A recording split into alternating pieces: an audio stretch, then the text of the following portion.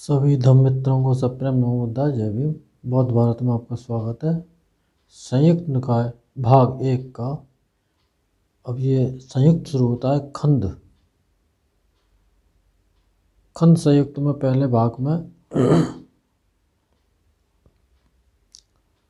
नकुल पिता सुत्त, चित्त का आतुर न होना। ऐसा मैंने सुना, एक समय भगवान भर्ग, कोई प्रदेश था वहाँ, मैं सुषमागिरी के वेशकला वन मृगदाव में विहार करते थे।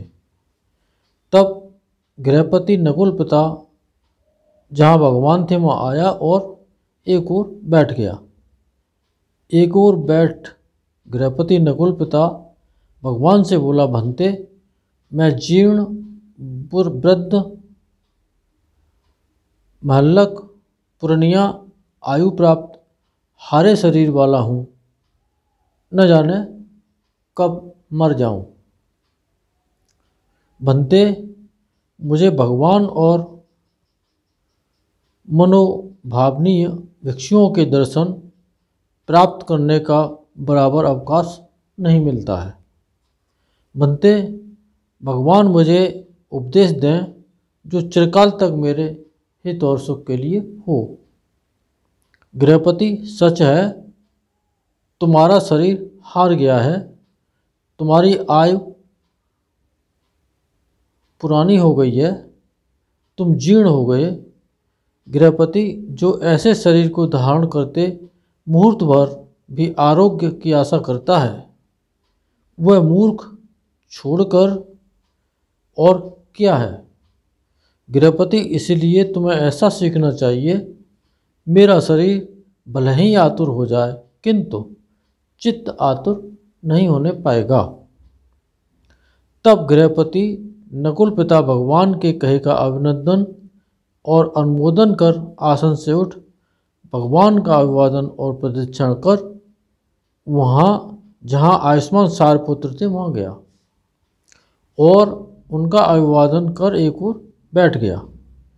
एक ओर बैठे गृहपति नकुल पिता से आयुष्मान सारपुत्र बोले, गृहपति, तुम्हारी इंद्रियां प्रसन्न दिख रही हैं, मुख वर्ण सचेत और परिशुद्ध है, क्या तुम्हें आज भगवान से धर्म कथा सुनने को मिली? भला और क्या बनते, अभी ही मैं भगवान के धर्मोपदेश रूपी अमृत से अभिषिक्त किया गया हूँ। भगवान ने कहा, गृहपति, तुम्हें ऐसा सीखना चाहिए, मेरा शरीर भले ही आतुर हो जाए किंतु चित्त आतुर नहीं होने पाएगा। गृहपति, इसके आगे की भगवान से पूछने को तुम्हें क्यों नहीं सूझी? भंते, कैसे शरीर के आतुर होने पर चित्त आतुर होता है? भंते, कैसे शरीर के आतुर होने पर चित्त आतुर नहीं होता है? वो इतना साहस नहीं कर सके कि भगवान से इसके आगे की बात पूछ सकें, इसीलिए वो वहाँ से उठ करके और वहाँ चले आए सारपुत्र सारपुत्र के पास। तो भंते, कैसे शरीर के आतुर होने पर चित्त आतुर नहीं होता, यह सवाल उन्होंने वहाँ पूछा।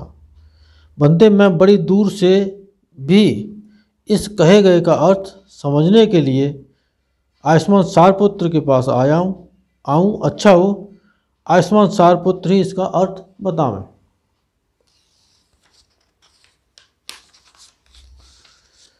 गृहपति, तो सुनो, अच्छी तरह मन लगाओ, मैं कहता हूँ।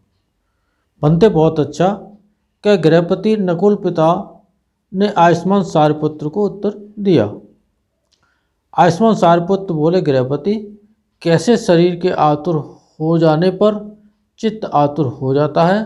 गृहपति, कोई पृथक जन अविद्वान आर्यों को न देखने वाला, यानी कि जिसकी कभी पंडितों के साथ संगति नहीं हुई हो, मूर्खों के साथ ही रहता हो, ऐसा व्यक्ति जो कि मूर्ख जैसा ही हो, आर्य धर्म को नहीं जानने वाला, आर्य धर्म में विनीत नहीं हुआ, सत्पुरुषों को न देखने वाला, सत्पुरुषों के धर्म को नहीं जानने वाला, सत्पुरुषों के धर्म में विनीत नहीं हुआ रूप को अपनापन की दृष्टि से देखता है, या रूपवान को अपना, या अपने में रूप को या रूप में अपने को देखता है।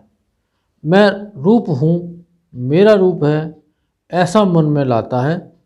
वह जिस रूप को अपने में और अपना समझता है वो विपरीत हो जाता है, बदल जाता है। उस रूप के विपरीत और अन्यथा हो जाने से उसे शोक, रोना पीटना और दुख दोमनस्य उपायास होते हैं। वेदना को अपनापन की दृष्टि से देखता है। संज्ञा संस्कार विज्ञान को अपनापन की दृष्टि से देखता है, या विज्ञान को अपना, या अपने में विज्ञान को, या विज्ञान में अपने को देखता है। मैं विज्ञान हूँ, मेरा विज्ञान है, मेरा मन में लाता है।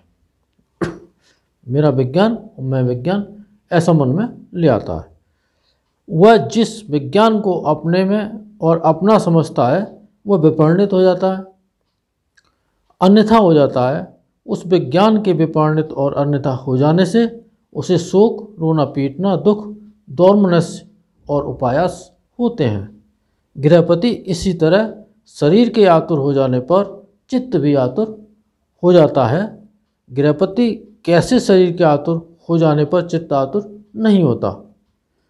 गृहपति कोई विद्वान आर्य श्रावक, आर्यों को देखने वाला, आर्यों के धर्म को जानने वाला, आर्यों के धर्म में सुविनीत, सत्पुरुषों के धर्म में सुविनीत, वह रूप को अपनापन की दृष्टि से नहीं देखता है, या रूप को अपना, या अपने में रूप को, या रूप में अपने को नहीं देखता है।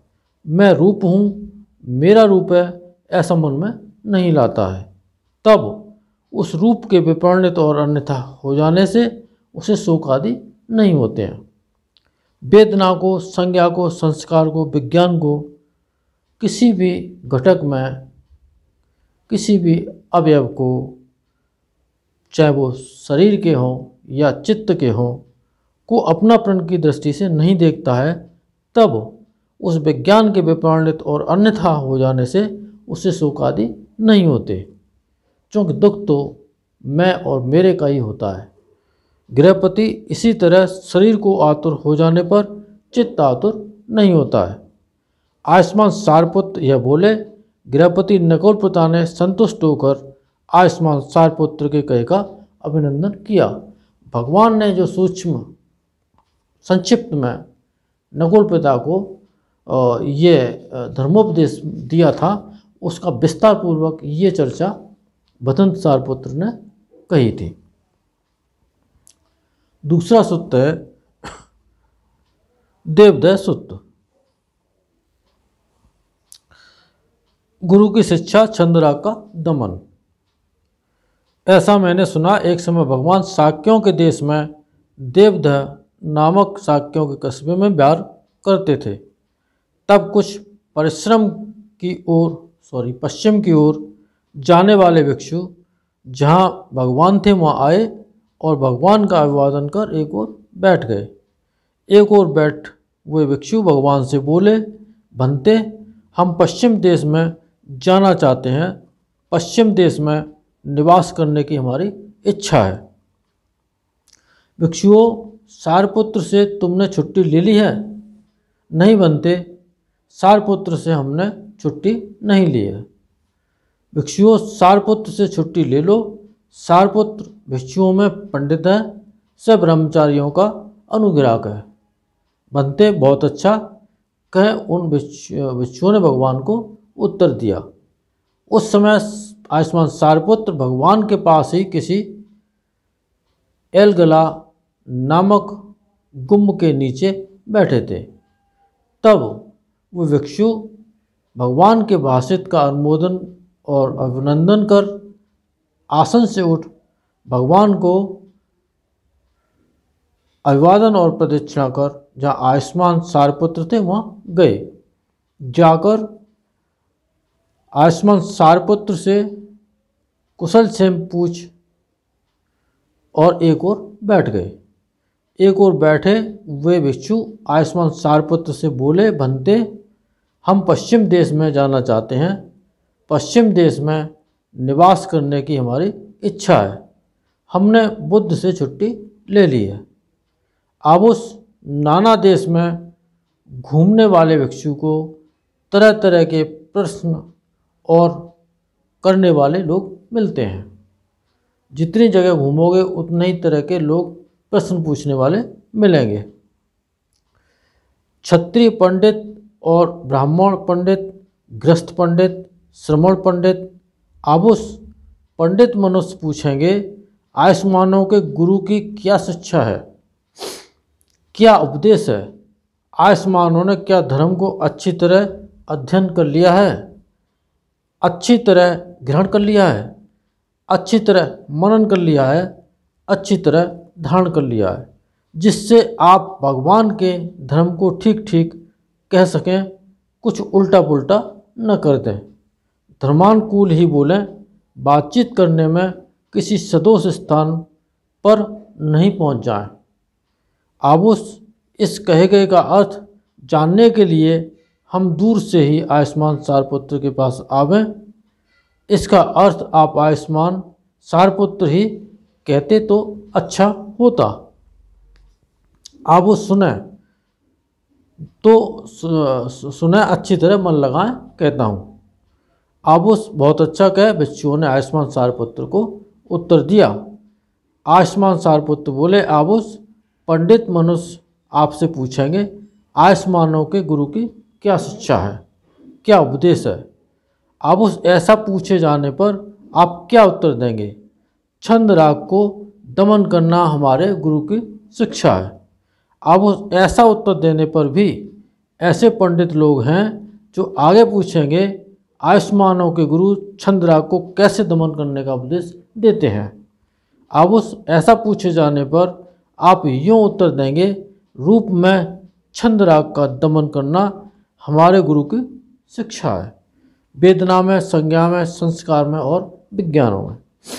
आयुष्मान ऐसा उत्तर देने पर भी ऐसे पंडित लोग हैं जो आगे पूछेंगे, आयुष्मानों के गुरु रूप में क्या दोष देखकर उसमें छंद राग को दमन करने का उपदेश देते हैं, वेदना, संज्ञा, संस्कार, विज्ञान। आबुस ऐसा पूछे जाने पर आप यूँ उत्तर देंगे, जिसको रूप में राग लगा हुआ है, छंद लगा हुआ है, प्रेम लगा हुआ है, प्यास लगी हुई है, लगन लगी हुई है, तृष्णा लगी हुई है, उसे रूप के विपरीत और अन्यथा हो जाने से शोक आदि उत्पन्न होते हैं। वेदना, संज्ञा, संस्कार, विज्ञान, इन सब में शोक आदि उत्पन्न होते हैं। हमारे गुरु रूप में इसी दोष को देखकर छंद राग को दमन करने की शिक्षा देते हैं।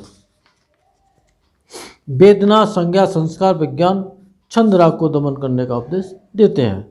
आबुस ऐसा उत्तर देने पर भी ऐसे पंडित हैं जो आगे का प्रश्न पूछेंगे, आयुष्मानों के गुरु ने क्या लाभ देखकर रूप में छंद राग को दमन करने का उपदेश दिया है, वेदना, संज्ञा, संस्कार, विज्ञान, इनमें। आबुस ऐसा पूछे जाने पर आप यूँ उत्तर देंगे, रूप में जो चित्त राग, विगत छंद, विगत प्रेम, विगत पिपास, विगत परिलाह, विगत तृष्ण है, उसे रूप के विपरीत और अन्यथा हो जाने से शोक आदि नहीं होते। वेदना, संज्ञा, संस्कार, विज्ञान के विपरीत हो जाने पर भी शोक आदि नहीं होते। इसी लाभ को देखकर हमारे गुरु ने रूप में, वेदना में, संज्ञा में, संस्कारों में, विज्ञान में छंद राग को दमन करने का उपदेश दिया है। आयुष अकुशल धर्मों के साथ व्यवहार करने वाला इसी जन्म में यदि सुख से व्यवहार करता, उसे विघात, परिलाह या उपायास नहीं होते। शरीर छूट करके मरने के बाद उसकी अच्छी गति होती, तो भगवान अकुशल धर्मों का प्रहार नहीं बताते। अगर सब कुछ ठीक होता तो भगवान ऐसा धर्मोपदेश नहीं कहते कि इसे छोड़ दो। आबुस क्योंकि अकुशल धर्मों के साथ व्यवहार करने से इसी जन्म में दुख से व्यवहार करता है, उसे विघात, परिलाह, उपायास होते हैं, परेशानी का सामना करना पड़ता है। तथा शरीर छूटकर मरने के बाद दुर्गति को प्राप्त होता है। इसी से भगवान ने अकुशल धर्मों का परिहार बताया है, इसीलिए बताया कि ना छोड़ दो। अब उस कुशल धर्मों के साथ व्यवहार करने से यदि इसी जन्म में दुख से व्यवहार करता तो भगवान कुशल धर्मों का संचय करना नहीं बताते, पुण्यों का संचय करना नहीं बताते। अब उस क्योंकि कुशल धर्मों के साथ व्यवहार करने से इसी जन्म में सुख से व्यवहार करता है, विघात आदि नहीं होते और शरीर छूटकर मरने के बाद उसकी गति अच्छी होती है, सुगति को प्राप्त होता है। इसी से भगवान ने कुशल धर्मों का संचय बताया है। आयुष्मान सारिपुत्र यह बोले, संतुष्ट होकर उन भिक्षुओं ने आयुष्मान सारिपुत्र के कहे का अभिनंदन किया।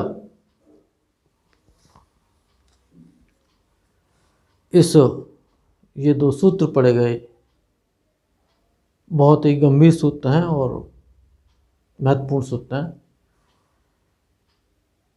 इन सत्य वचनों के महाप्रताप से आप सबका मंगल हो, भला हो, कल्याण हो, संसार के सारे प्राणी सुखी हों।